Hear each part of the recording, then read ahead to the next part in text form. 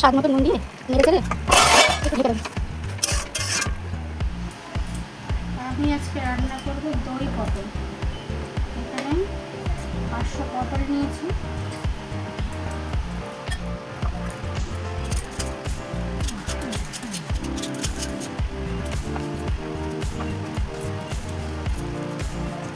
পটলগুলো কাটা হয়ে গেছে, তারপরে ভালো করে ধুয়ে নেব।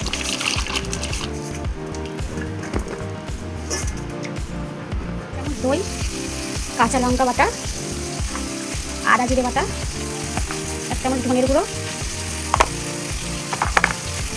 একটু লঙ্কা লাল লঙ্কার গুঁড়ো, রঙের জন্য একটু হলুদ দিয়ে ভালো করে ফুটিয়ে নেব।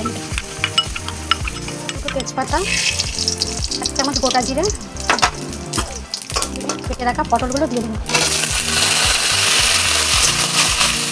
একটু হলুদ, 1 চামচ লবণ দিয়ে পটলটাকে ভালো করে ভেজে নেব। এদিকে আমার পটলগুলো বেশ লাল লাল করে ভাজা হয়ে গেছে। পটলগুলোকে আমি এবার নামিয়ে নেব। দুটো এলাচ,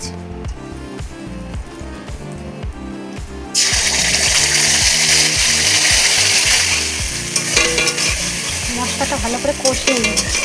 আদা জিরে আছে তো যেন গন্ধটা চলে যায়।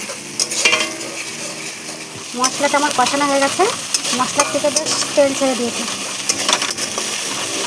এবার দিয়ে দেবো ভেজে রাখা পটলগুলো।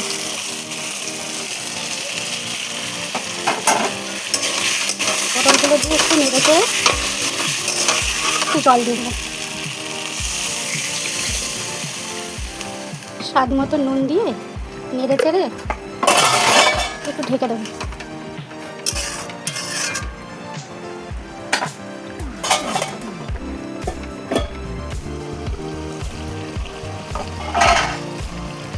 হয়ে গেছে দই পটল।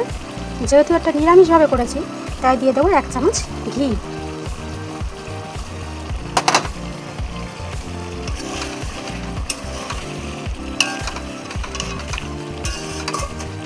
এবার এটা নামিয়ে নেব।